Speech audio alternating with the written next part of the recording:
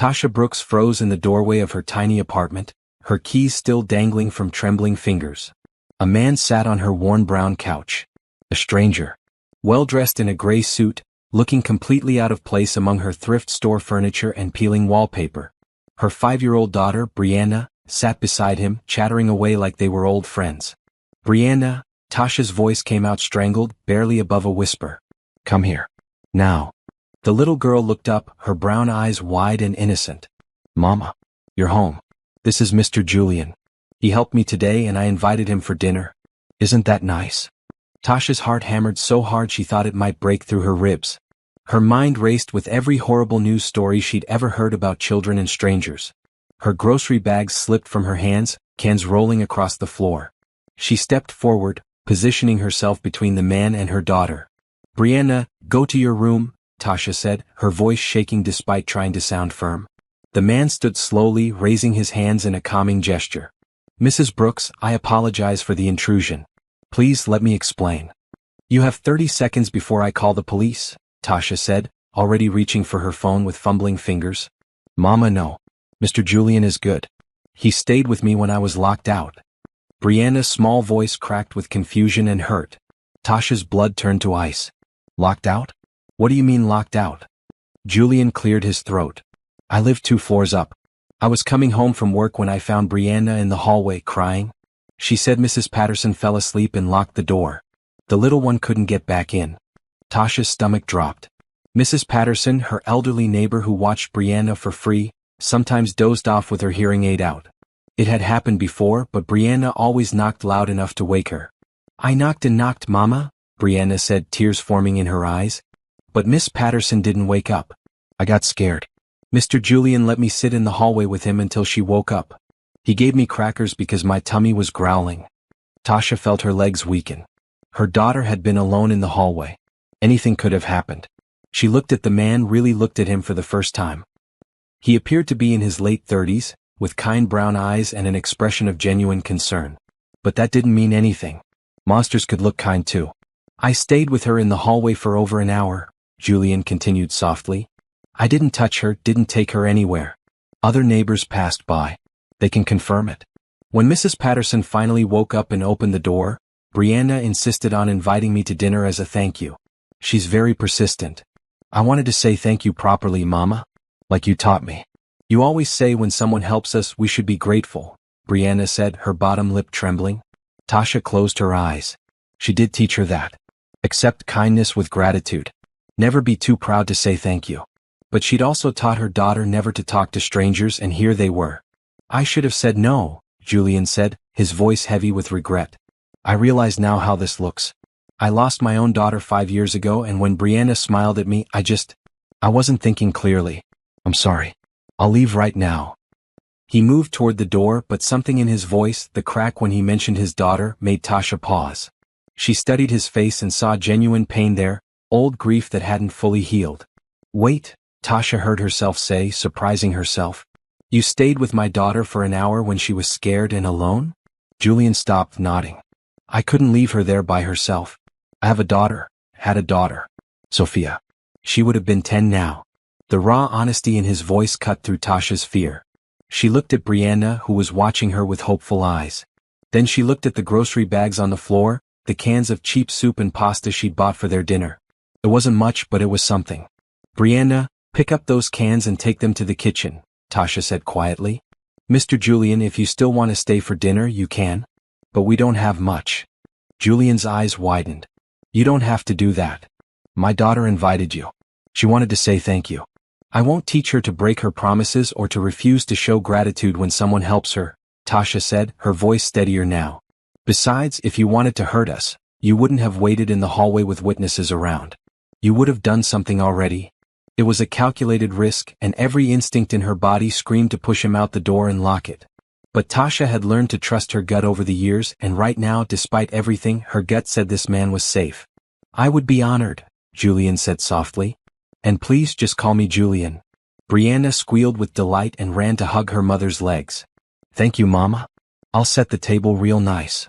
As her daughter scampered to the kitchen, singing a made-up song about dinner guests, Tasha met Julian's gaze. I'm still watching you. One wrong move and you're out. Understood, Julian said with a slight smile that didn't quite reach his sad eyes.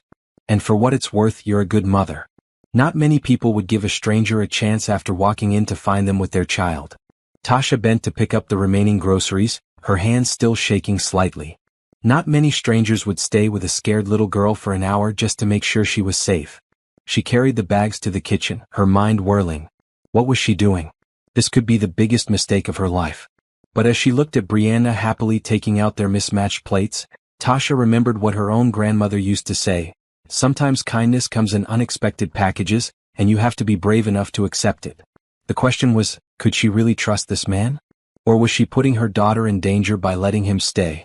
Have you ever had to choose between fear and faith? Have you ever had to trust a stranger when everything in you said to run? Drop a comment below and let me know what you would have done in Tasha's situation. And if you're enjoying this story, hit that subscribe button so you don't miss what happens next. Because what Tasha doesn't know yet is that this dinner will change her life forever. The kitchen was barely big enough for 2 people, let alone 3. Tasha maneuvered around the cramped space, hyper-aware of Julian standing awkwardly near the doorway. Brianna had already set out their plates on the small folding table that served as their dining area, living room furniture, and homework desk all at once. "Can I help with anything?" Julian asked, his voice careful and respectful. Tasha paused while filling a pot with water. Every muscle in her body was still tense, ready to react if needed. But she'd made the decision to let him stay, and she needed to commit to it. "You can sit down. Dinner won't be fancy. Just spaghetti." "Spaghetti is my favorite," Brianna announced, bouncing in her chair. She'd put on her fancy dress, a bright green hand-me-down with a small stain on the collar that wouldn't come out no matter how many times Tasha scrubbed it. Julian sat down carefully, looking at the little girl with an expression that made Tasha's heart twist. It was tenderness mixed with deep sadness. She turned back to the stove, putting the water on to boil and opening a jar of cheap pasta sauce. "So, Brianna tells me you're in kindergarten," Julian said, his tone gentle. "Yes. I can read now. Mama taught me. Want to hear?" Brianna didn't wait for an answer before running to get one of her picture books. While her daughter was in the other room, Tasha spoke without turning around. "Tell me about Sophia." The silence stretched long enough that she thought he wouldn't answer. Then his voice came, soft and broken. "She was 7. Car accident. Drunk driver ran a red light. My wife was driving. She survived. Sophia didn't. Our marriage didn't survive the grief." Tasha's hand stilled over the pot. She turned to face him, seeing tears in his eyes that he quickly wiped away. "I'm sorry. It's been 5 years. Some days are better than others. Today when I saw Brianna in that hallway so small and scared, I couldn't walk away. I had to make sure she was safe." Before Tasha could respond, Brianna bounded back in with her book. She climbed onto the chair next to Julian and opened it proudly. "This is The Giving Tree. It's sad but good." Julian listened as Brianna read, stumbling over some words but pushing through with determination. Tasha watched them while she cooked, her maternal instincts on high alert. But all she saw was a broken man finding a moment of peace with an innocent child who reminded him of what he'd lost. The spaghetti was ready quickly. Tasha drained the pasta, mixed it with sauce and brought it to the table. She'd made garlic bread too, using the last of her margarine and garlic powder on some day-old bread from the discount bakery. "This smells wonderful," Julian said, and he sounded like he meant it. They ate in a surprisingly comfortable silence at first. Brianna chattered between bites about her day at school, the pictures she'd drawn, and the frog she'd seen on the playground. Julian asked questions and listened like every word mattered. Tasha found herself relaxing, just slightly. This wasn't how she'd imagined her evening going. After 2 double shifts at the diner where she waitressed, she planned to heat up soup, help Brianna with her letters and collapse into bed. Instead, she was hosting a dinner party with a stranger in a suit that probably cost more than her monthly rent. "This is delicious," Julian said after a few bites. "Really? Thank you for letting me stay." "Mama is the best cooker in the world," Brianna declared loyally. Tasha felt heat rise to her cheeks. "It's just spaghetti. Nothing special." "Food tastes better when it's made with love," Julian said, looking at her directly. "My mother used to say that." She was right. Something about the way he said it, simple and honest, made Tasha's throat tighten. When was the last time someone had complimented her cooking? When was the last time she'd sat at a table with another adult who wasn't rushing her out the door? "So what do you do?" Tasha asked, trying to fill the silence with something normal. "You said you live upstairs?" I do. I'm in business. Corporate management and investments, Julian said, keeping his answer vague. He took another bite of spaghetti, genuine appreciation on his face. That sounds fancy, Tasha said, immediately feeling inadequate in her stained waitress uniform that she hadn't had time to change out of. It's work like anything else. What about you? I waitress at Morrison's Diner. 2 jobs, actually. I clean offices at night 3 times a week too, Tasha said, lifting her chin slightly. She wasn't ashamed of honest work even if it barely covered rent and groceries. Julian nodded thoughtfully. That's hard work. I respect that. Mama works so much, Brianna piped up, her voice matter-of-fact but with a hint of sadness. Sometimes I miss her. Tasha's heart cracked a little. Baby, I know. But I'm doing it for us. So we can have a good life. I know, Mama. You're the best mama ever, Brianna said, reaching over to pat Tasha's hand with her small, sauce-covered one. Julian watched the exchange with that same look of pain and longing. You're lucky to have each other. They finished dinner while Brianna told a long, rambling story about a butterfly she'd chased during recess. Tasha cleared the plates, refusing Julian's offer to help. He was a guest, strange as that was. She brought out a small container of store-brand vanilla ice cream for dessert, scooping it into 3 bowls. It was a treat she'd bought with her tips, meant to last the week. But having a guest meant sharing what they had. Ice cream. Brianna cheered, diving into her bowl with enthusiasm. As they ate dessert, Julian looked around the small apartment. It was clean despite being old and worn. Tasha kept everything as nice as she could with what she had. But she saw it through his eyes and felt embarrassed by the cracks in the walls, the water-stained ceiling, the mismatched furniture. Thank you for this evening, Julian said when they'd finished. I didn't expect. I haven't felt this welcome anywhere in a long time. You helped my daughter. That means something, Tasha said simply. Julian stood, preparing to leave. Brianna hopped down from her chair and threw her arms around his legs in an impulsive hug. Thank you for being my friend today. Julian's face transformed, joy and sadness mixing together. He patted her head gently. Thank you for inviting me, Brianna. You're a special little girl. At the door he turned to Tasha. I know this was strange. All of it. But I'm grateful you trusted me enough to let me stay. If you ever need anything, I'm in apartment 512. Tasha nodded, still wary but less afraid than she'd been an hour ago. Good night, Julian. After he left, she locked the door and leaned against it, her heart racing. Had she just done something incredibly stupid or surprisingly right? Only time would tell. Brianna tugged on her shirt. I like Mr. Julian, Mama. He's nice. And he has sad eyes like you sometimes. Tasha knelt down and pulled her daughter into a tight hug. I have sad eyes? Sometimes. When you think I'm asleep. But it's okay, Mama. We have each other. Tasha held her daughter close, tears pricking her eyes. They did have each other. And for tonight, they'd also had kindness from an unexpected source. Maybe that was enough. 3 days passed before Tasha saw Julian again. She was coming home from her morning shift at the diner, exhausted and smelling like grease and coffee. Her feet ached, her back hurt, and she had exactly 4 hours before she needed to pick up Brianna from school and head to her night cleaning job. She was fumbling with her keys when she heard footsteps on the stairs. Julian appeared, dressed casually in jeans and a blue sweater, carrying 2 shopping bags. Tasha, he said, looking almost nervous. I'm glad I caught you. Do you have a minute? She wanted to say no. She wanted those 4 hours to sleep. But something in his expression made her pause. Sure. What's up? Could we talk inside? I have something for Brianna. Tasha's guard went up immediately. What kind of something? School supplies. And some books. I hope that's okay. I stopped by the school yesterday to drop off a donation, and I happened to mention Brianna. Her teacher said she could use some things. Tasha felt her face burn with humiliation. Of course Brianna's teacher would mention that. Miss Rodriguez was kind but practical, and she knew which students came from families that struggled. Tasha had been meaning to buy new crayons and notebooks, but the electricity bill had come first. You went to her school? Tasha's voice came out sharper than she intended. Julian stepped back, hands raised. I didn't mean to overstep. The donation was already planned. My company does it every quarter. I asked about Brianna while I was there. I'm sorry if that was wrong. Tasha closed her eyes, fighting the urge to cry from exhaustion and embarrassment. You didn't have to do that. I know.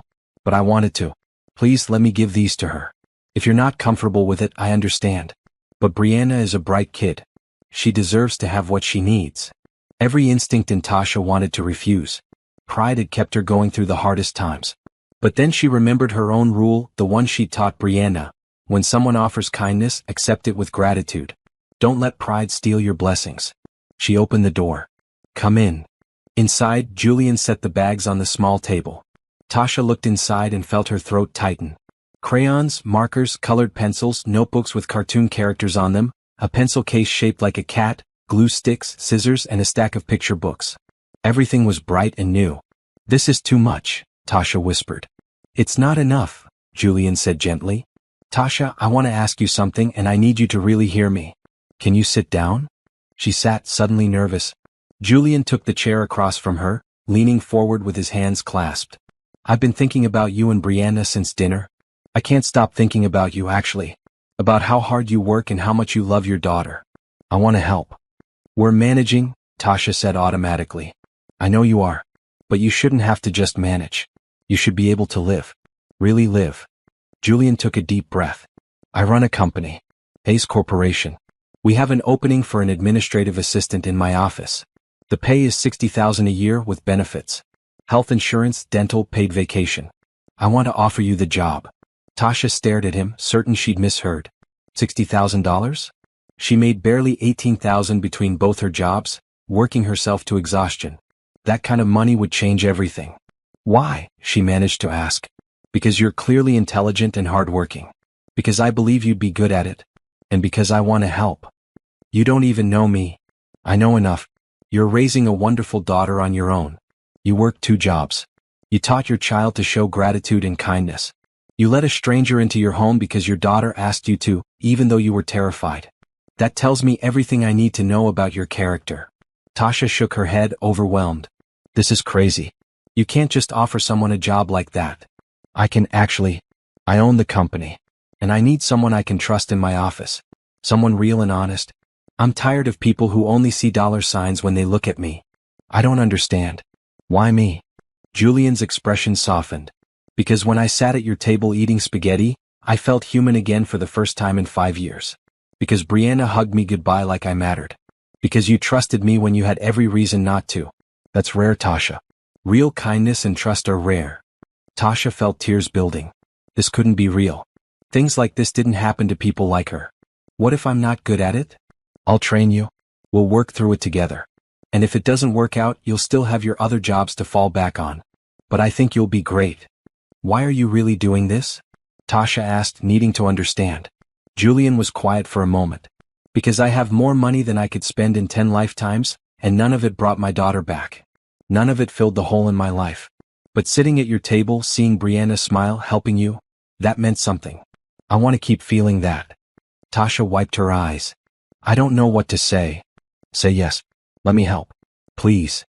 Everything in Tasha wanted to refuse out of pride and fear. This was too good to be true. But then she thought about Brianna. About being able to afford the field trip next month. About not missing her daughter's school play because she had to work. About health insurance if Brianna got sick. Okay, Tasha heard herself say. Yes, I'll take the job. And thank you. Really, thank you. Julian's face broke into a genuine smile, the first real one she'd seen from him. You won't regret this. I promise. I hope not, Tasha said, still feeling like she was in a dream. You can start next Monday. That gives you time to give notice at your current jobs. I'll have HR send you all the paperwork. Julian stood, looking lighter somehow. And Tasha? You're doing me a favor too. Remember that. After he left, Tasha sat staring at the bags of school supplies. She pulled out one of the books, a beautiful hardcover picture book about a girl who wanted to be an astronaut. On the inside cover, Julian had written in neat handwriting, For Brianna. Dream big. Your friend, Julian. Tasha pressed the book to her chest and let herself cry. Not from sadness, but from relief and hope and the strange feeling that maybe, just maybe, their luck was finally changing. When she picked Brianna up from school that afternoon, her daughter's face lit up at the sight of all the supplies. Mama, are these for me? They are, baby. Mr. Julian brought them. Brianna hugged the cat pencil case to her chest. He's the nicest person ever. Can we invite him to dinner again? Tasha smiled, feeling the weight on her shoulders lighten just a bit. Maybe we can. As they walked home, Brianna skipping ahead with her new treasures, Tasha allowed herself to believe that accepting help wasn't weakness. It was wisdom. And sometimes, kindness came from the most unexpected places. Monday morning arrived with Tasha's nerves stretched tight.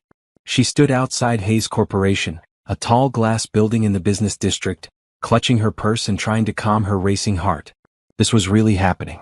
She'd given notice at both her jobs, endured their disappointment and guilt trips, and now here she was, about to start over. The building lobby was all marble and chrome, spotlessly clean. Tasha felt out of place in her best outfit, a navy dress she'd bought from a thrift store and carefully pressed the night before. Everyone else looked expensive and confident, moving through the space like they belonged. "You must be Tasha," a cheerful voice called out. A woman in her 50s with short gray hair and a bright red blazer approached with an outstretched hand. "I'm Rita Thompson, HR Director. Julian told me all about you. Welcome to Hayes Corporation." Rita's warmth was genuine, and Tasha felt some of her tension ease. "Thank you. I'm a little nervous." "Don't be. We're going to take good care of you. Come on, let's get you set up." The next hour was a whirlwind of paperwork, ID badges, computer passwords, and introductions. Rita walked her through the building, pointing out the cafeteria, break rooms, and different departments. Everyone they passed smiled and said hello, making Tasha feel less like an outsider. Finally, Rita brought her to the top floor. "This is executive level. Julian's office is down the hall, and yours is right here." She opened a door to reveal a small but beautiful office with a desk, computer, filing cabinets, and a window overlooking the city. Tasha had never had her own office before. She'd never had a desk that wasn't shared or a space that was just hers. "This is mine?" she asked, her voice small. "All yours. Julian's assistant retired last month, so you'll be taking over her duties. Mostly scheduling, correspondence, filing, answering calls. Kevin Park, our office manager, will train you on everything. He's great, you'll love him." As if summoned, a young man appeared in the doorway. He was in his late 20s, wearing glasses and a friendly smile. "Hi. You must be Tasha. I'm Kevin. Ready to dive in?" Over the next few hours, Kevin walked Tasha through the computer systems, the filing organization, and the daily routine. He was patient and kind, never making her feel stupid when she asked questions. By lunch, Tasha's head was spinning with information, but she felt capable. "You're doing great," Kevin assured her as they ate sandwiches in the cafeteria. "Way better than Julian's last assistant on her first day." She cried 3 times. Tasha laughed, surprising herself. "I almost cried this morning before I came in." "Totally normal. But honestly, you'll be fine. Julian's a good boss. Fair, respectful, doesn't yell. Some of the other executives here are nightmares, but Jules is solid." "Jules?" Kevin grinned. "That's what we call him when he's not around. Don't tell him I said that." At the end of the day, Julian stopped by her office. He was in a full suit, looking every inch the powerful CEO, but his smile was warm. "How was your first day?" "Overwhelming but good," Tasha admitted. "Everyone's been really nice." "Good. That's how it should be." He paused, seeming to choose his words carefully. "I know this is all new and probably scary. But you're going to do great, Tasha. I believe in you." Something about the simple statement made Tasha's eyes prick with tears. When was the last time someone said they believed in her? "Thank you. For all of this. I won't let you down." "You couldn't if you tried," Julian said softly. Then, as if catching himself being too personal, he straightened. "I'll see you tomorrow. Don't stay too late on your first day." Over the next few weeks, Tasha settled into her new routine. She woke up at a reasonable hour, got Brianna ready for school, dropped her off, and went to work. She actually had time for breakfast. She could pack real lunches instead of grabbing whatever was cheapest. At the end of the day, she picked Brianna up from the after-school program that Hayes Corporation's benefits helped pay for. The work itself was manageable. Julian was patient with her learning curve, and Kevin was always available to answer questions. Rita checked in regularly, making sure Tasha was adjusting okay. Even the other executives were polite, though some clearly wondered how a former waitress had landed such a position. Tasha worked hard, determined to prove she deserved to be there. She organized Julian's chaotic filing system, streamlined his schedule, and learned his preferences quickly. She discovered he hated morning meetings, loved black coffee with nothing added, and had a weakness for chocolate chip cookies. One afternoon, about 3 weeks in, Tasha was filing documents when she came across a folder marked Sophia. Her hand hesitated, knowing she probably shouldn't look. But curiosity won. Inside were photos of a beautiful little girl with Julian's eyes and a bright smile. There were drawings, report cards, a pressed flower, a lock of baby hair. Every memory carefully preserved. I can't bring myself to put it away. Julian's voice came from the doorway, making Tasha jump. I'm sorry, I shouldn't have looked, she said quickly, closing the folder. It's okay. Julian entered the office, his expression sad. Sometimes I take it out and look through it. It helps me remember the good times before the pain. Tasha thought of Brianna, of how devastated she would be to lose her daughter. She was beautiful. She was everything. Julian took the folder, running his hand over it gently. I haven't talked about her this much in years. Usually people get uncomfortable. They don't know what to say. There's nothing to say. Nothing that makes it better. You just have to sit with it, Tasha said softly. Julian looked at her with something like gratitude. Exactly. You understand that. I understand loss. Different kind, but still loss. Brianna's father left before she was born. Told me to get rid of her. I lost the future I thought we'd have, lost the person I thought I loved. It's not the same as losing a child, but grief is grief. I'm sorry that happened to you. I'm not. Not anymore. Because I have Brianna, and she's the best thing in my life. Julian smiled, the sadness in his eyes softening a bit. She's lucky to have you. They stood there for a moment, two people who understood pain and survival and the choice to keep going anyway. Then Julian cleared his throat, returning to professional mode. I have a meeting in 10 minutes. Can you make sure the conference room has coffee and water? Of course, Tasha said, grateful for the return to normal. That evening, as Tasha and Brianna ate dinner in their small apartment, her daughter looked up from her macaroni and cheese. Mama, you're smiling more. Am I? Yes. You used to look tired all the time. Now you look happy. Tasha reached across the table to squeeze her daughter's hand. I'm happy, baby. Things are getting better for us. Because of Mr. Julian? Yes. And because we were brave enough to accept his help. Brianna nodded seriously. Grandma used to say never turn away a blessing. Tasha felt tears spring to her eyes. Her mother had said that years ago before she passed. That's right. And Mr. Julian is a blessing. As she tucked Brianna into bed that night, reading one of the books Julian had bought, Tasha realized something important. She was building a life, not just surviving one. And maybe, just maybe, she was building a friendship too. The question was, could it stay just friendship? Or was something else growing between them, something neither of them was ready to acknowledge yet? Spring arrived with warmer weather and blossoming trees. Tasha had been working at Hayes Corporation for 3 months, and she'd found her rhythm. She knew Julian's schedule better than he did, anticipated his needs before he asked, and had become an essential part of keeping his office running smoothly. Their professional relationship was solid, but something else was developing too. They'd started having lunch together once a week, casual conversations that went beyond work. Julian asked about Brianna, genuinely interested in her progress at school. Tasha asked about his past, learning about his childhood, his parents who'd passed away, and the company he'd built from almost nothing.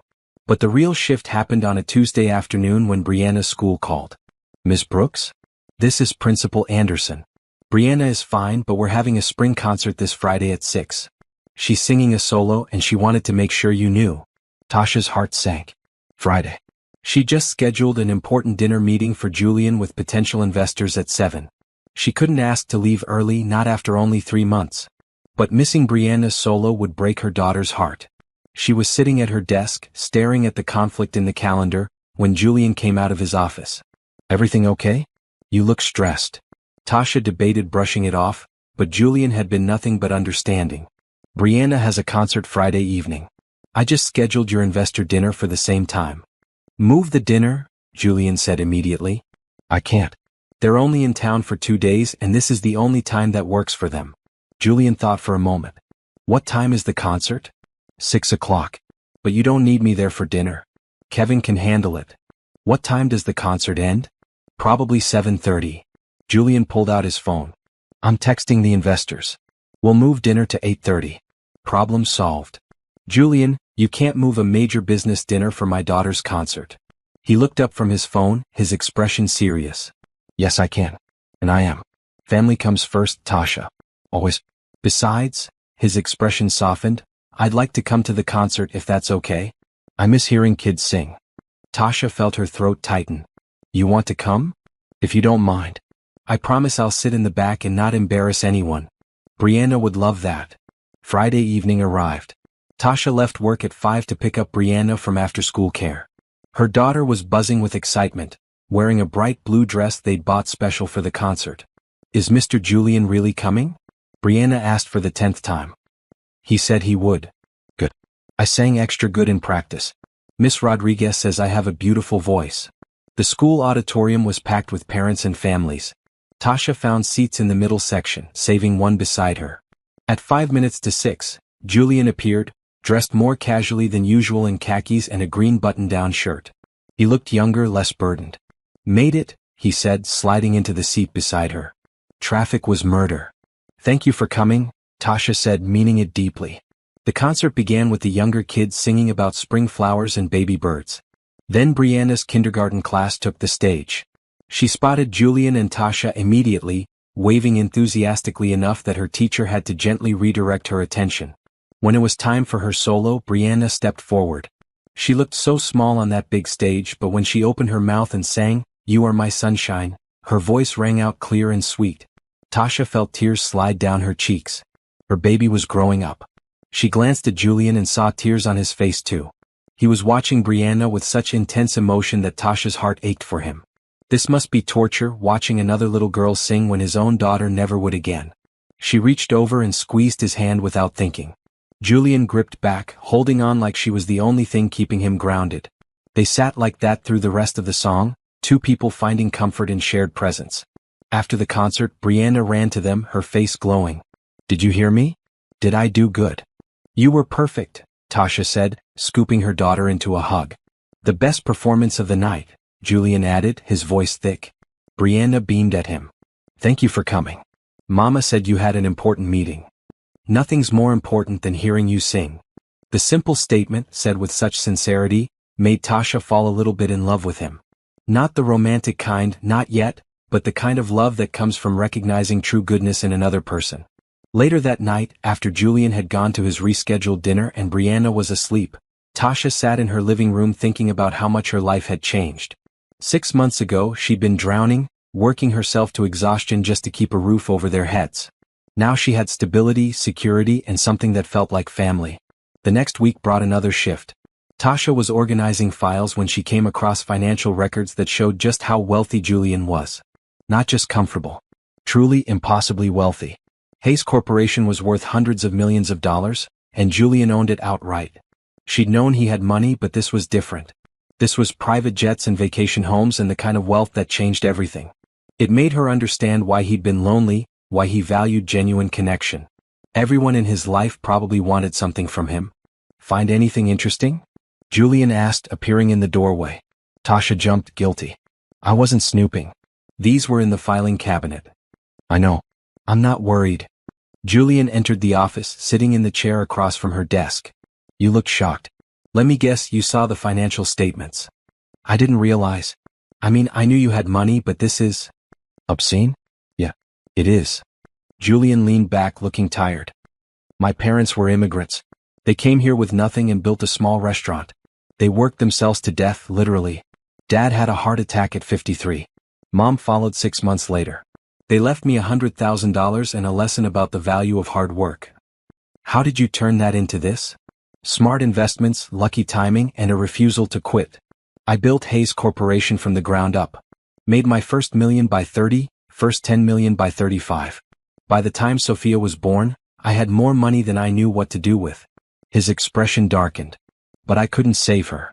All that money and I couldn't save my own daughter." Tasha came around the desk and did something she'd never done before. She hugged him.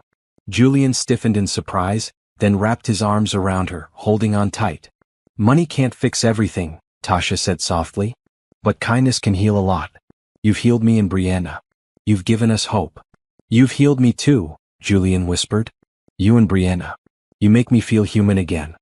They pulled apart, both a little embarrassed by the emotional moment. Julian cleared his throat. "Anyway, I wanted to ask you something. There's a company charity gala next month. It's a big event, very formal.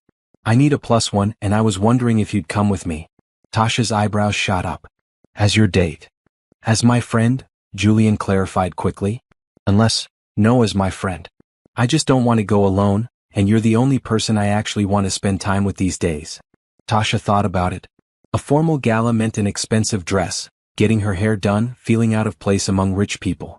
But it also meant helping Julian, supporting him the way he'd supported her. Okay, she said. I'll go. Julian's face lit up.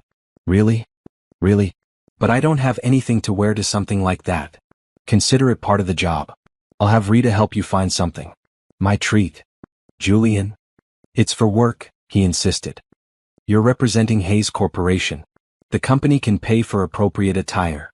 Tasha laughed. You're very good at justifying things. Years of practice. As Julian left her office, Tasha realized something important. She trusted him completely now. Not just with her job or her daughter's well-being, but with her heart. Whether that trust would lead somewhere more, she didn't know. But for now, friendship was enough. Or at least, that's what she told herself. The call came on a Wednesday afternoon, shattering Tasha's carefully built sense of security. She was at her desk, reviewing Julian's schedule for the following week, when her phone rang with an unknown number. Hello? Tasha? It's me. Her blood turned to ice. That voice. She knew that voice, even though she hadn't heard it in 6 years. Devin? Yeah, baby. It's been a while, huh? Devin Harris. Brianna's father. The man who'd told Tasha to get rid of their baby, who'd walked out when she'd refused, who'd signed away all his rights and responsibilities without a second thought. How did you get this number? Tasha's hands shook so badly she nearly dropped the phone. I got my ways. Listen, I've been thinking. I made a mistake leaving you and the kid. I want to make it right. Be a father. No. The word came out flat and hard. What do you mean no? She's my daughter too. I got rights. You signed them away. Remember? You wanted nothing to do with her. Devin's voice took on an edge. People change. I'm different now. Got myself together. And I hear you're doing real well for yourself working for some rich guy. Maybe you could help me out a little for old time's sake. And let me see my kid. There it was. The real reason for his call. Money. Tasha felt sick. You're not seeing Brianna. Ever. That's not your choice to make. I'll get a lawyer. I'll take you to court. You can't keep a man from his own child. The call ended, but Tasha sat frozen at her desk, panic rising in her chest like flood water. Devin was back. Devin wanted access to Brianna. Devin, who'd spent their entire relationship drunk or high, who'd screamed at her, who'd shoved her once hard enough to leave a bruise, who'd made it clear he wanted nothing to do with a baby. Tasha? Julian's voice cut through her spiral. He stood in the doorway concerned. What's wrong? You look like you've seen a ghost. Tasha's voice broke. Brianna's father just called. He wants back in our lives. Julian's expression hardened. Come into my office. Now. She followed him on shaky legs. Julian closed the door and guided her to the couch, sitting beside her. Tell me everything. The whole story came tumbling out. How she'd met Devin at 19, how charming he'd seemed at first. How that charm had turned to anger, to drinking, to drugs. How she'd gotten pregnant accidentally, how Devin had demanded she get an abortion. How she'd refused and he'd left, signing paperwork to terminate his parental rights so he wouldn't owe child support. He never wanted her, Tasha said, tears streaming down her face. He called her it. Said I was ruining his life. And now he's back saying he's changed, but I heard it in his voice. He wants money. He heard I have a good job and he wants to use Brianna to get money from me. That's not going to happen, Julian said firmly. We'll get you a lawyer. A good one. He can't just waltz back in after 6 years. But what if he can? What if a court says he has rights? What if they make me let him see her? She doesn't even know him. It would terrify her. Julian took her hands, his grip strong and steady. Listen to me. I have resources. I have lawyers on retainer who are the best in the state. We will fight this. But right now I need you to breathe. Can you do that? Tasha tried, pulling in shaky breaths. Julian stayed with her until her panic subsided to a manageable level. I'm going to make some calls, Julian said. There's a family lawyer I know, Patricia Green. She's a fighter. She'll help us figure this out. I can't afford a lawyer like that. You're not paying. I am. Julian, I can't let you. Yes, you can, he said, his voice gentle but firm. You can and you will. Because this is what friends do. They help each other. And Brianna is important to me too. I'm not letting some deadbeat come back and hurt either of you. Tasha wanted to argue, but the relief was too strong. Thank you. By the end of the day, Patricia Green had been contacted and a meeting scheduled for the following morning. Julian cleared his calendar to attend, despite Tasha's protests. This is more important, he said simply. That night, Tasha held Brianna extra tight at bedtime. Her daughter sensed something was wrong. Mama? Are you sad? Just a little worried, baby. But it's going to be okay. Mr. Julian will help. He helps everyone. Tasha kissed her daughter's forehead. Yes, he does. The meeting with Patricia Green was both encouraging and terrifying. The lawyer, a sharp woman in her 40s with kind eyes, laid out the situation clearly. The good news is he signed away his rights. That's a strong legal position. The bad news is he can petition the court to reinstate those rights if he can prove he's changed and it's in the child's best interest. But it's not in her best interest, Tasha said desperately. She doesn't know him. He was abusive to me. He's only doing this for money. We'll need to prove all of that. Do you have any documentation? Hospital records, police reports, text messages. Tasha shook her head miserably. I never reported anything. I was young and scared. And he was smart about it. Never hit my face, never left marks that anyone would see. Patricia made notes. Okay. What about witnesses? Anyone who saw how he treated you? My neighbor at the time, Mrs. Chin. She heard him yelling at me through the walls. And my friend Lauren saw bruises once when we went swimming. I'll need their contact information. We'll also need character witnesses for you, people who can testify you're a good mother. I can do that, Julian said immediately. And I'll provide several others from the company who've interacted with Tasha and Brianna. Patricia looked between them, something knowing in her expression. Mr. Hayes, what's your relationship with Ms. Brooks? She works for me. And she's my friend. A good friend. And the child? Brianna is special. I care about her very much. Patricia nodded slowly. That could work in our favor actually. Stability, positive male role model, support system. It all helps build the case that disrupting Brianna's current life would be harmful. Over the next week, Patricia worked quickly. She gathered statements, filed preliminary paperwork, and prepared their defense. Meanwhile, Devon's lawyer sent a formal petition to the court seeking reinstated parental rights and shared custody. Reading the petition made Tasha physically ill. It painted Devon as a reformed man who'd overcome addiction and wanted to be part of his daughter's life. It suggested Tasha was being vindictive and denying Brianna a relationship with her father. It's all lies, Tasha said, showing the papers to Julian. They were in his office late one evening, long after everyone else had gone home. Julian read through the petition, his jaw clenching tighter with each page. This is garbage. Pure manipulation. He set the papers down. But Patricia will handle it. She's the best. What if it's not enough? What if he gets rights back? I can't let him near her, Julian. I can't. You won't have to, Julian said with absolute certainty. I promise you we'll fix this. You can't promise that. Yes, I can. Because I'm not letting anything happen to you or Brianna. He paused, seeming to struggle with words. You're too important to me. The way he said it made something shift in the air between them. Tasha looked at him, really looked at him, and saw something in his eyes that went beyond friendship or professional courtesy. Julian?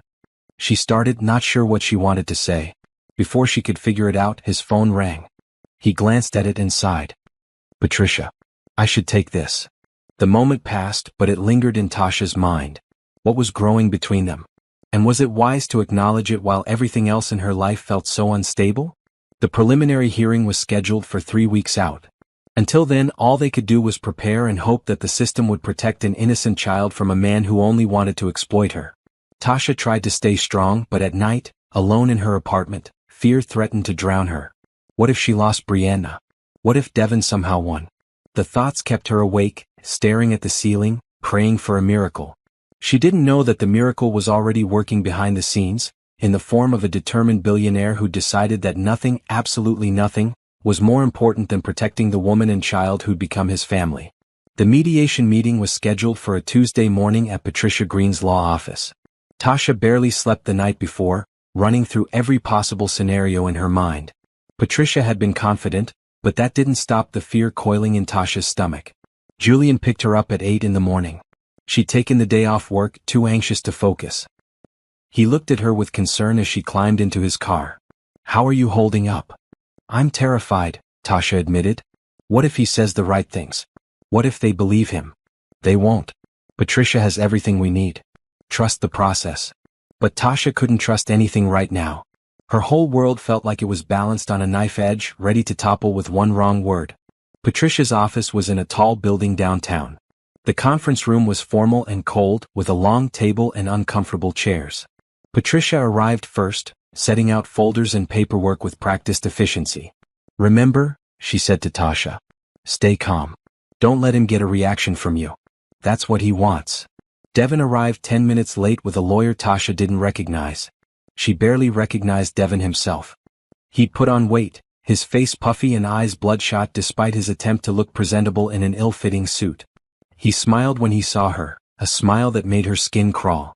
"Tasha, looking good. New job must be treating you right." She didn't respond, keeping her eyes on Patricia. The mediation started with formal introductions. Devin's lawyer, a tired-looking man named Frank Morrison, laid out their position. Devin wanted shared custody, every other weekend and alternating holidays. He'd completed rehab, had 6 months of sobriety, and wanted to be part of his daughter's life. "Mr. Harris has turned his life around," Morrison said.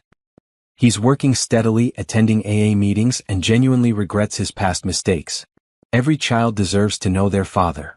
When it was Patricia's turn, she was surgical in her approach. She presented documentation of Devin's previous behavior.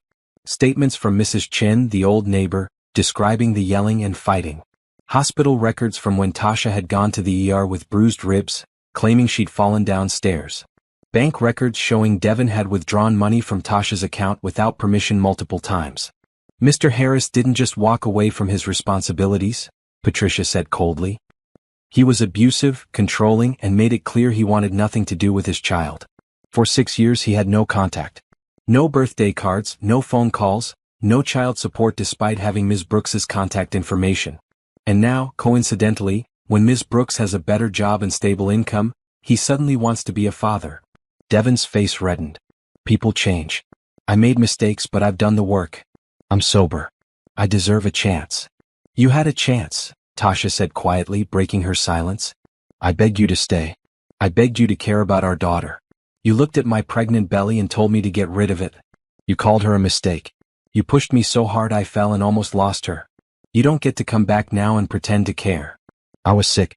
Addiction is a disease. I'm better now." "6 months sober," Patricia interjected. "That's commendable, Mr. Harris, but it's not exactly a long track record. And it doesn't erase 6 years of abandonment." Morrison tried to recover. "My client is willing to start slowly. Supervised visits, working up to more time. He just wants to know his daughter. Or he wants access to Ms. Brooks's money," Patricia said. "Tell me, Mr. Harris, are you currently employed?" Devin shifted uncomfortably. "Between jobs right now. And your source of income?" "I'm getting by." "Are you receiving disability payments?" "Unemployment." "Look, that's not relevant." "It's extremely relevant. You're unemployed, recently out of rehab, and suddenly interested in a child you've never met right when her mother gets a good job. The pattern is clear." The mediation went on for 2 hours. Devin's lawyer tried various approaches, but Patricia shut them all down with facts and documentation. Finally, Morrison asked for a private consultation with his client. They stepped out of the room. Julian, who'd been sitting quietly beside Tasha the whole time, finally spoke. "He's going to fold. I can see it." "How do you know?" Tasha asked, her voice hoarse from stress. "Because he's not fighting for Brianna. He's fighting for leverage. And Patricia just proved he doesn't have any." When Devin and Morrison returned, the older lawyer looked defeated. "My client would like to make a proposal." "We're listening," Patricia said, her tone neutral. Morrison glanced at Devin, who wouldn't meet anyone's eyes. "Mr. Harris is willing to terminate his petition in exchange for a one-time settlement of $20,000. There it was. The truth laid bare. Devin didn't want his daughter. He wanted money. Tasha felt anger rush through her so hot and fast she thought she might be sick. "You're trying to sell your parental rights?" "It's compensation for emotional distress," Morrison said weakly, even he looking uncomfortable with the request. "It's extortion," Patricia snapped. "And it's not happening." "Then we go to court," Devin said, finding his voice. "And I tell the judge how you kept my kid from me, turned her against me." "She doesn't even know you exist," Tasha said, her voice shaking with rage. "I never had to turn her against you. You were never there to turn against." Julian leaned forward, speaking for the first time. "I'll give you 10,000. One time. In exchange for a legally binding agreement that you terminate all parental rights permanently, never contact Ms. Brooks or Brianna again, And if you violate that agreement, you pay back triple the settlement plus legal fees. Everyone turned to stare at him. Devon's eyes lit up with greed. Make it 15. 10, Julian said flatly. Take it or we go to court, and trust me, I can afford better lawyers than you can. I will bury you in legal fees until you have nothing left. $10,000 for you to walk away and never come back. Devon looked at Morrison, who shrugged helplessly. It's a fair offer, considering the alternative. Fine, Devon muttered. Deal. Patricia immediately started drafting the agreement.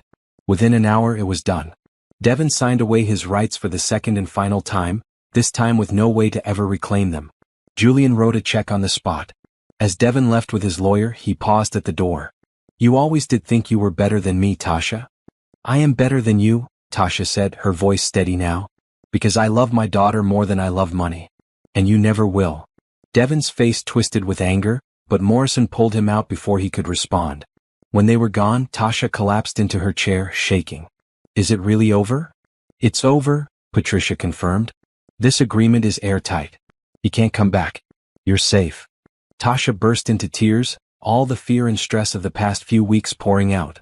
Julian was beside her in an instant, pulling her into his arms. She clung to him, sobbing into his shoulder while he held her and murmured that everything was okay now. Later, outside the building, Tasha finally pulled herself together enough to speak. Julian, I can't let you pay that money. You're not letting me. I'm choosing to. And it's worth every penny to make sure you and Brianna are safe. It's too much. It's nothing. Literally nothing to me. Please, Tasha, just accept it. Let me help. She looked up at him, this man who'd walked into her life by accident and changed everything. Why do you care so much? Really? Julian was quiet for a long moment, his hand still resting on her back. Because somewhere along the way you and Brianna became my family. The only family I have left. I couldn't save Sophia, but I can protect you too. Let me do that. Tasha felt her heart crack open. You already saved us. You saved us the first night you stayed for dinner. Julian smiled, but there was pain in it. You saved me too. They stood there on the sidewalk in the middle of a Tuesday morning, two broken people who'd found healing in each other. Tasha realized she was in love with him. Completely, totally, terrifyingly in love. But now wasn't the time to say it. Not with everything still so raw and uncertain. Thank you, she said instead. For everything. Always, Julian replied. That evening, when Tasha picked Brianna up from after-school care, she held her daughter extra tight. I have good news, baby. Remember how Mama was worried about something? Aha. Well, it's all fixed now. Everything's going to be okay. Brianna looked up at her with complete trust. I told you Mr. Julian would help. Tasha laughed through tears. Yes, you did. You were right. As they walked home hand in hand, Tasha felt something she hadn't felt in years, true safety. Not just financial security, but the knowledge that someone had her back, that she wasn't alone anymore. The question now wasn't whether she loved Julian. She knew she did. The question was what to do about it and whether he felt the same way. Only time would tell. Life returned to a comfortable rhythm after the Devon situation was resolved. Summer arrived, bringing longer days and warmer weather. Brianna finished kindergarten with excellent grades, and Tasha had officially been at Hayes Corporation for 6 months. She'd proven herself capable and valuable, earning respect from coworkers and executives alike. Her relationship with Julian had deepened, though they'd both been careful to maintain professional boundaries at work. Outside of work was different. Julian had become a regular presence in their lives, joining them for dinner at least once a week, attending Brianna's end-of-year school performance, and even taking them to the zoo one Saturday when the weather was perfect. Tasha knew she was in love with him. She saw it in the way her heart raced when he smiled, in how she caught herself thinking about him at random moments, in the disappointment she felt on days they didn't see each other. But she didn't know if he felt the same way, and she was too afraid to risk what they had by asking. The company charity gala finally arrived in late June. Rita had helped Tasha find a beautiful dress, a deep maroon gown that fit perfectly and made her feel elegant for the first time in her life. She'd had her hair done at a salon, styled in soft curls that framed her face. Looking in the mirror, Tasha barely recognized herself. Julian picked her up at 7. When he saw her, his eyes widened and something flashed across his face, something that looked like wonder. Tasha, you look beautiful. Thank you. You clean up pretty nice yourself, she said, taking in his perfectly tailored black tuxedo. The gala was at a hotel downtown, the ballroom decorated with white flowers and twinkling lights. It was the kind of event Tasha had only seen in movies. Wealthy people in expensive clothes, champagne flowing freely, a live orchestra playing. Julian kept her close as they moved through the crowd. He introduced her to business partners, investors, and other CEOs. Some were genuinely kind. Others looked at Tasha with barely concealed judgment, their eyes taking in her background and finding her lacking. "Who is she, Jules?" one woman asked loud enough for Tasha to hear. "The help." "Watch yourself, Catherine," Julian said coldly. "Tasha is my assistant and my friend. You'll treat her with respect or you can leave." The woman's eyes narrowed, but she moved away. Tasha felt humiliated despite Julian's defense. "Don't let them get to you," Julian said quietly. "Half these people inherited their money and never worked a day in their lives. You're worth 10 of them." But the damage was done.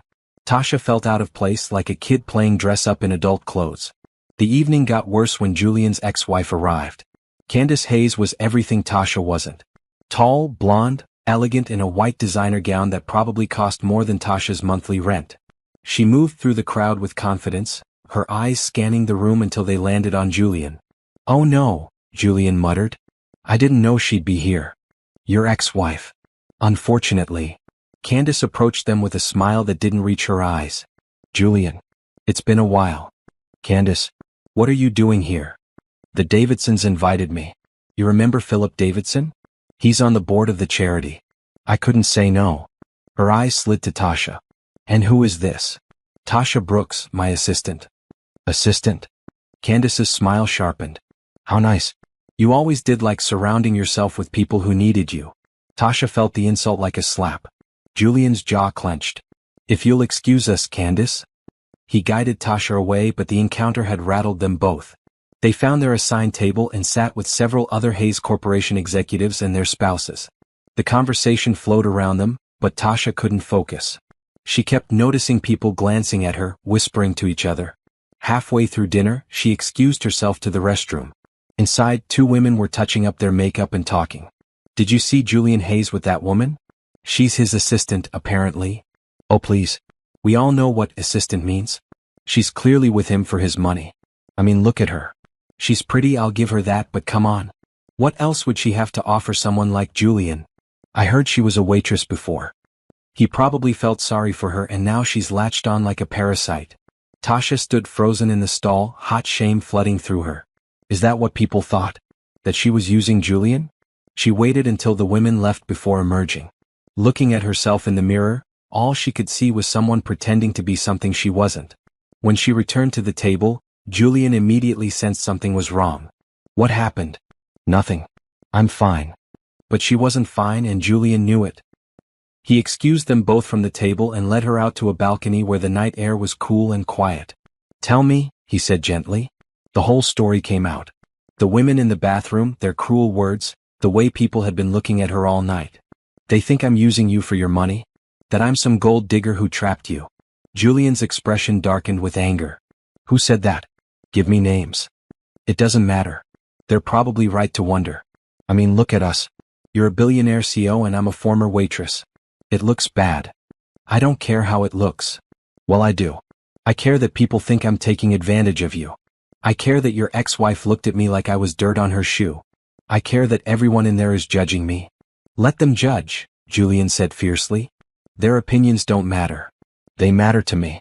And they should matter to you. You have a reputation, a company. I'm damaging that just by being here with you." Julian grabbed her shoulders gently, making her look at him. "Listen to me. You are not damaging anything. You are the best thing that's happened to me in 5 years. You and Brianna brought light back into my life. I don't care what anyone thinks about that." "Julian." "No, let me finish. I should have said this weeks ago. I'm in love with you, Tasha. Completely, totally in love with you. I think I have been since you let me stay for dinner that first night, when you were terrified but chose to trust anyway. You're brave and kind and strong, and I can't imagine my life without you in it." Tasha stared at him, tears streaming down her face. "You love me? I love you. And I love Brianna. I want to be part of your lives, officially.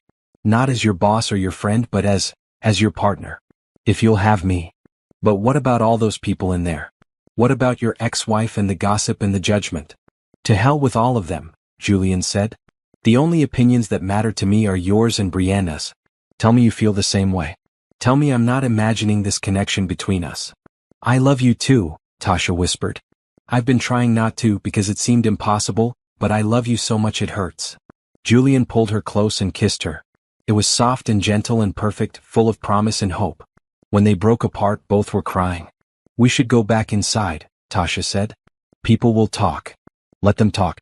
But first, there's something I need to do. Julian led her back into the ballroom. The dessert course had been served and people were mingling. He found the microphone used earlier for speeches and tapped it to get attention. The room gradually quieted. I apologize for the interruption, Julian said, his voice carrying through the space. But there's something I need to address. Many of you have been gossiping tonight about my relationship with Tasha Brooks. Let me make this perfectly clear. Tasha is not just my assistant. She's the woman I love. She and her daughter have become my family. If anyone has a problem with that, you're welcome to leave. But I won't tolerate disrespect toward her. Not now, not ever. The room was silent, hundreds of eyes on them. Tasha felt exposed and terrified, but Julian's hand in hers was steady and sure. Then, from somewhere in the crowd, someone started clapping. Kevin, the office manager, started a genuine applause that others gradually joined. Not everyone, but enough. Even some who'd been whispering earlier seemed chastened by Julian's public declaration.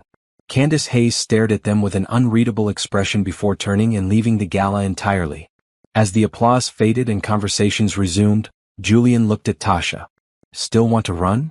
No, she said, squeezing his hand. I'm done running. Let's face this together.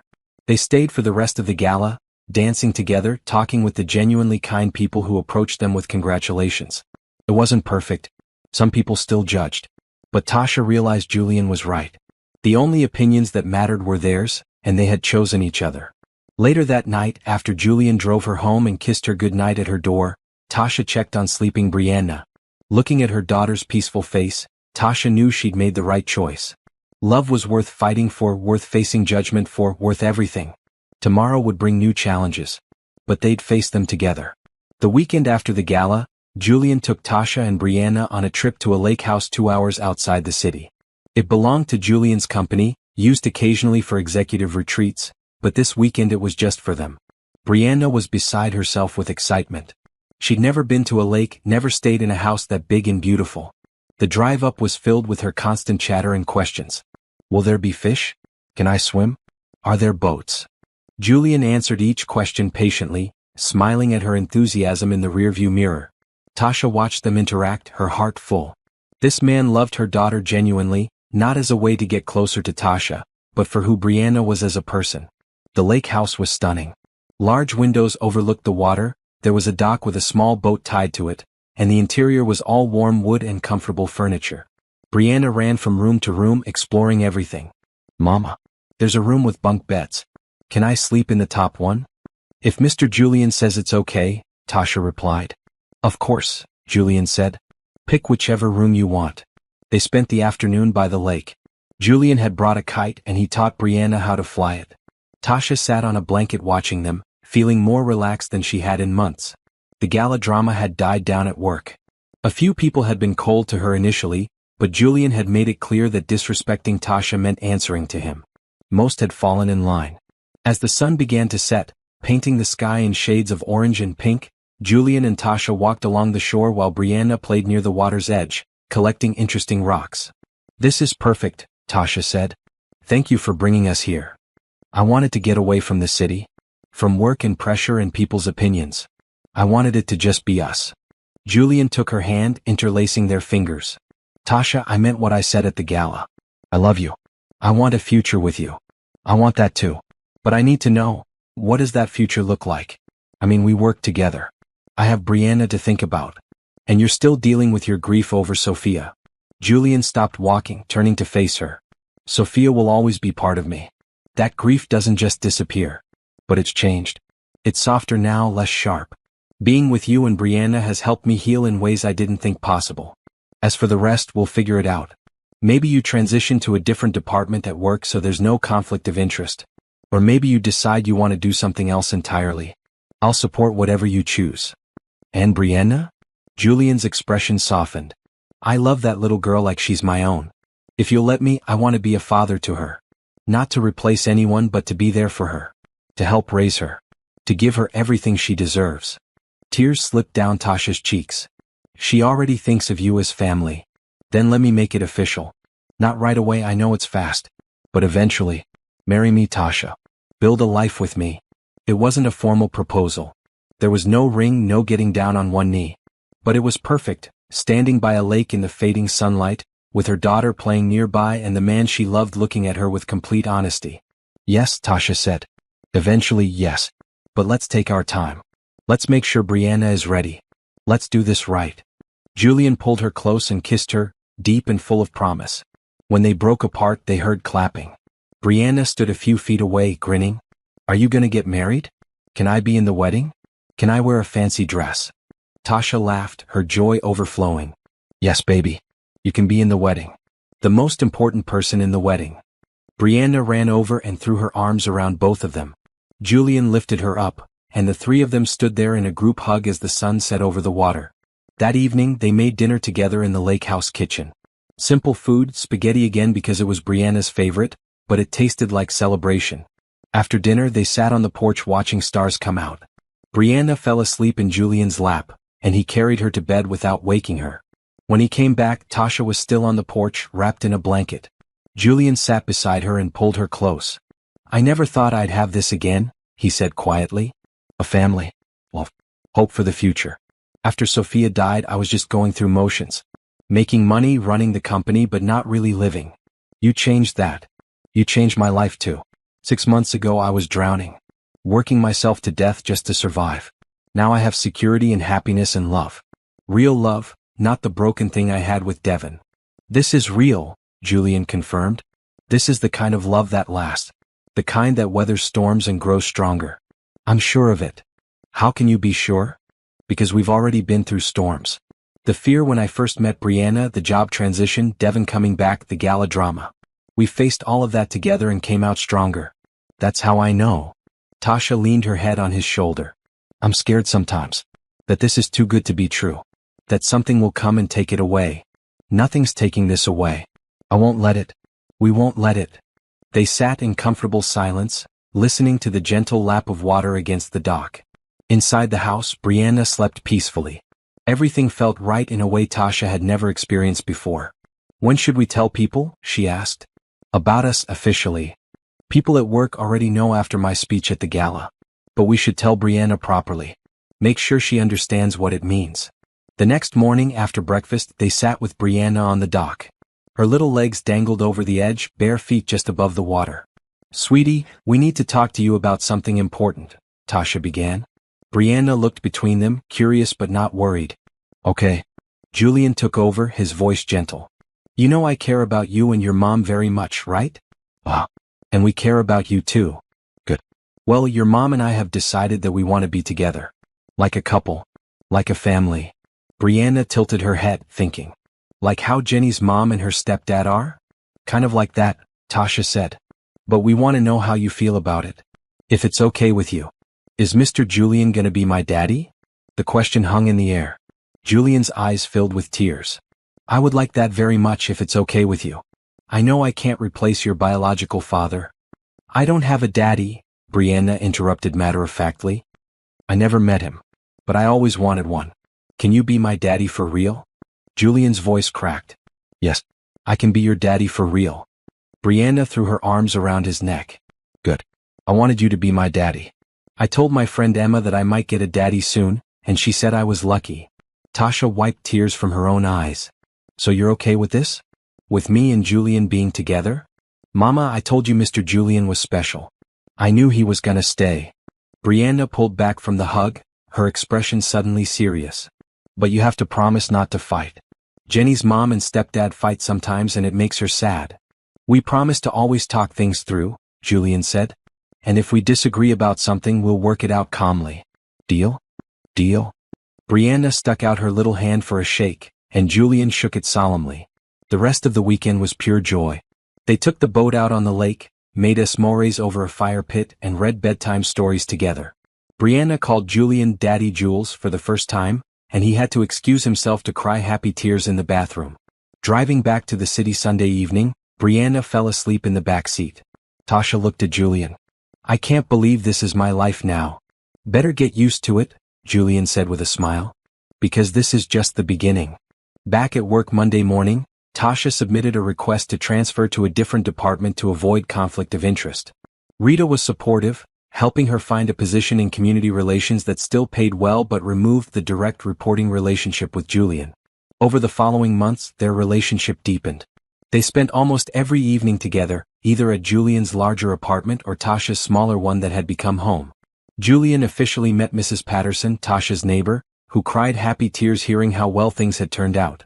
They went to Brianna's soccer games together, Julian cheering louder than anyone. They had family dinners with co-workers who'd become friends. They built a life together, piece by piece, day by day. And through it all, Tasha marveled at how a single moment of trust, of letting a stranger stay for dinner despite her fear, had changed everything. Kindness had led to hope. Hope had led to love. And love had created a family where there had been only loneliness before. The official proposal came 6 months later, on Brianna's 6th birthday. Brianna's 6th birthday party was held in the community room of Julian's apartment building. Tasha had wanted to keep it simple, maybe just a cake and a few friends from school. Julian had other ideas. The room was decorated with bright blue and green streamers, Brianna's favorite colors. There were balloons everywhere, a table full of presents and a beautiful cake shaped like a butterfly. 20 kids from Brianna's class ran around playing games, their parents chatting and laughing along the edges of the room. Rita was there, along with Kevin and several other co-workers who'd become genuine friends. Mrs. Patterson came, using a walker but smiling broadly.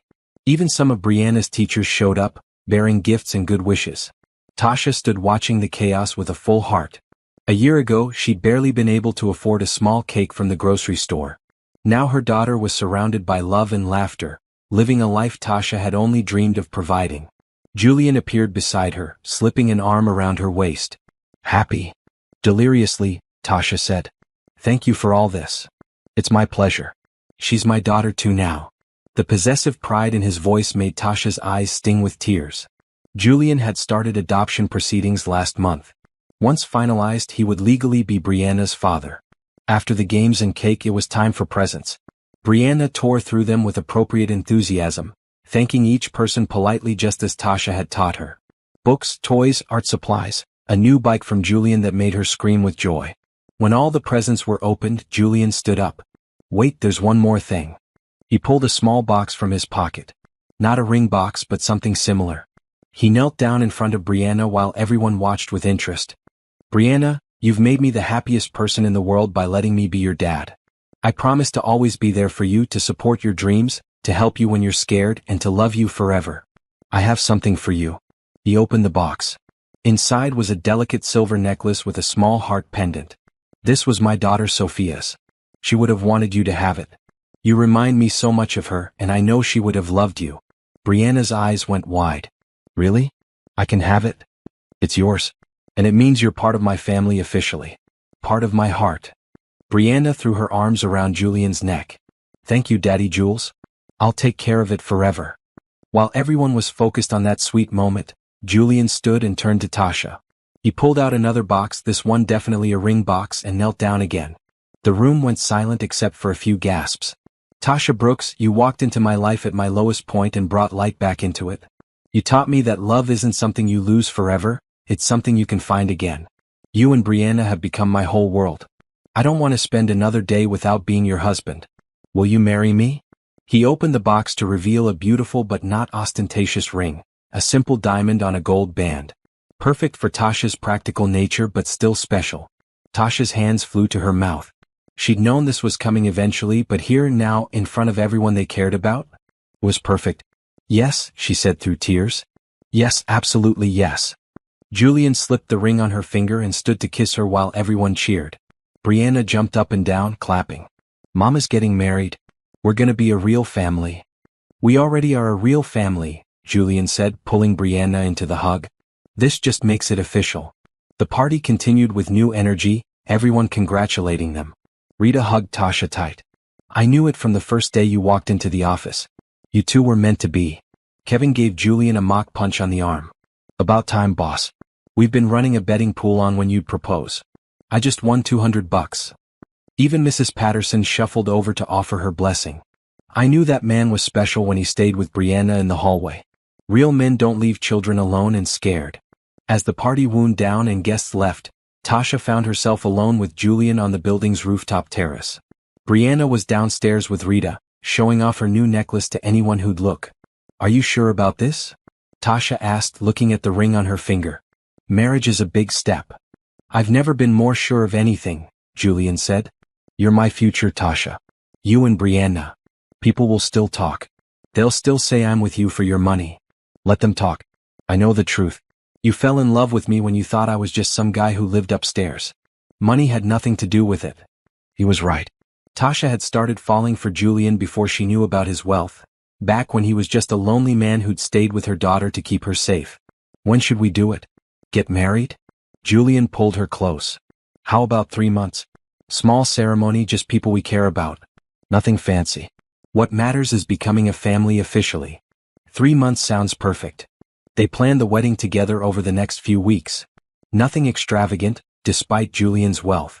A simple ceremony at the same lake house where he'd first told her he loved her. 50 guests, just family and close friends. Tasha's dress was red, her favorite color, simple but elegant. Brianna's flower girl dress was bright blue, making her look like a princess. Julian wore a gray suit, nothing too formal, just right for the casual outdoor setting. The ceremony was officiated by Patricia Green, the lawyer who'd helped them with Devon. She'd become a friend through that process and it felt right to have her there. When it came time for vows, Julian went first. "Tasha, you saved me when I didn't know I needed saving. You took a broken man and helped him find purpose again. I promise to love you and Brianna with everything I have. To support your dreams, to stand by you through hard times, and to never take for granted the gift of your love. You and Brianna are my family, my home, my everything." Tasha's voice shook as she spoke her vows. "Julian, you showed me that kindness still exists in the world. That good men are real. That love doesn't have to hurt. You gave my daughter and me not just security but hope. I promise to love you through joy and sorrow, to be your partner in all things, and to honor the memory of Sophia by helping you heal.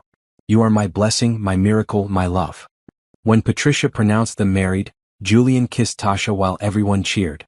Brianna ran up to join them, and Julian lifted her up so they could have a group hug. The reception was held on the lawn by the lake. There was dancing, laughter, good food, and speeches. Rita cried through her toast about watching their love story unfold.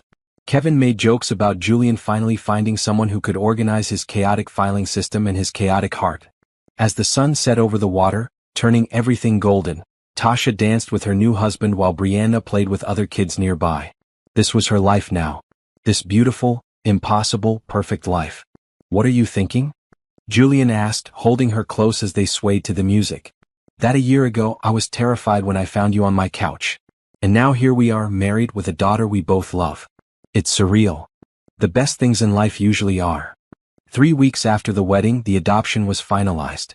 Julian was legally Brianna's father. They celebrated with a quiet dinner at home, just the 3 of them. "Can I call you Dad now instead of Daddy, Jules?" Brianna asked. Julian's eyes filled with tears. "I would love that more than anything." "Okay, Dad," Brianna said, testing out the word. Then she grinned. "It sounds right." "It is right," Julian said, pulling her into a hug. That night, after Brianna was asleep, Julian and Tasha sat in the living room of their new house. They'd moved out of both their apartments into a real home with a yard and enough space for everyone. Brianna's room was painted her favorite blue and filled with books and toys. There was an office for Tasha, a home gym for Julian, and a big kitchen where they cooked together. "Sometimes I still can't believe this is real," Tasha said, curled up against Julian on the couch. "It's real. We're real. And it's only going to get better." He was right. Over the following months they built a life together. Morning routines of getting Brianna ready for school, family dinners every night, weekend trips to the lake house, holidays spent together. Simple moments that meant everything. Tasha thrived in her new position at Hayes Corporation, managing community outreach programs and discovering she had a real talent for connecting with people. Julian continued running the company successfully, but now he left work at reasonable hours to be home with his family. Brianna flourished. She made honor roll at school, joined a soccer team, and took piano lessons. She was confident and happy, secure in the love of 2 parents who would do anything for her. One evening, almost a year after the wedding, Tasha was tucking Brianna into bed when her daughter said something that made her heart stop. "Mama? Do you think I could have a little brother or sister someday?" Tasha's hand went instinctively to her stomach. She'd been feeling off for a few days, exhausted and queasy. She hadn't taken a test yet, too scared to hope. But now, maybe baby. Would you like that? Yeah. Then I could teach them things and read them stories like you do for me. After Brianna fell asleep, Tasha found Julian in his home office. Can you come with me for a minute? In their bathroom, Tasha pulled out a pregnancy test she'd bought but been too afraid to use. I need you here when I do this. Julian's eyes widened. Are you? I don't know. But maybe. They waited together, holding hands, barely breathing. When the timer went off, they looked together. 2 pink lines. Positive. Tasha burst into tears. Julian pulled her into his arms, crying too. We're having a baby? We're having a baby. They stood there in the bathroom, overwhelmed with joy and fear and hope. A year and a half ago, Tasha had been alone, struggling, barely surviving. Now she had a husband who loved her, a daughter who was thriving, and a new baby on the way. Are you happy? Julian asked. Happier than I ever thought possible. 9 months later, they welcomed a son. Samuel Julian Hayes came into the world healthy and perfect, with his father's brown eyes and his mother's smile. Brianna was the proudest big sister in the world, insisting on helping with everything. On Samuel's first night home from the hospital, the family gathered in the nursery. Julian held his son while Tasha and Brianna looked on. The room was painted a soft green, filled with stuffed animals and love. Sophia would have loved this, Julian said quietly, tears streaming down his face. She would have loved all of this. You, Brianna, Samuel. The family we've built. She's still part of this family, Tasha said softly. We won't forget her. Samuel will know about his sister, about how much she was loved. Julian looked at his wife, his daughter, his son. His family. Built from tragedy and loneliness, from a chance encounter in a hallway, from a dinner invitation given by a 5-year-old who saw kindness in a stranger. Thank you, he said to Tasha, for taking a chance on me, for letting me into your life, for giving me a reason to live again. Thank you for being the kind of man worth taking a chance on, Tasha replied. Brianna, who'd been quiet, suddenly spoke up. Are we gonna read Sammy stories like you read to me? Every night, Julian promised. Just like I read to you. Good. Because stories are important. They teach you about families and love and happy endings. Tasha smiled, thinking about their own story. It had started with fear and uncertainty, but every choice they'd made, every moment they'd chosen kindness and hope over fear and doubt, had led them here. To this perfect moment. This perfect family. This perfect life built on love. And as they stood together in that nursery, bathed in the soft glow of the nightlight, they knew that this was just the beginning. There would be challenges ahead, hard days and struggles. But they would face them together as a family. Because that's what families do. They hold each other up. They choose love over fear. They believe in happy endings. And sometimes, if you're very lucky and very brave, those happy endings come true.